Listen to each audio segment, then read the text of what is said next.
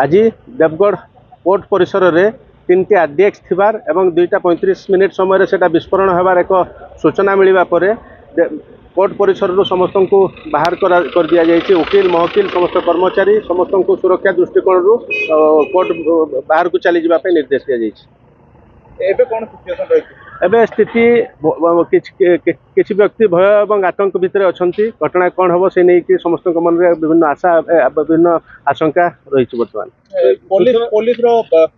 बर्तमान ये पुलिस पहुंची एवं ये घटना को अनुध्यान करुच्ची। घटनार सत्यता केते ताकू नहीं अनुध्यान करुच्ची एवं पुलिस विभाग ए नहीं तत्परता प्रकाश करिछि एवं सतर्क ए पूर्व एभली किसी सूचना केबे नथिला। एभली घटना केबे आगु घटी नथिला। या प्रथम थर जेहेतु घटिछि सेतिमे लोकक मध्यरे अनेक आशंका सृष्टि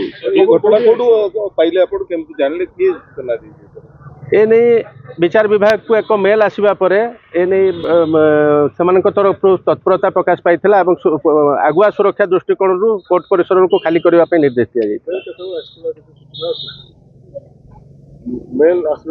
ना सेमती किसी सूचना आम पाखे जदिबा ना किसी समय पूर्व मेल आसाला मेल पाइबा पर विचार विभाग तरफ तत्परता प्रकाश करा जायथिला जिला कोर्ट परिसर को संपूर्ण भाव में खाली करने निर्देश दि जायथिला।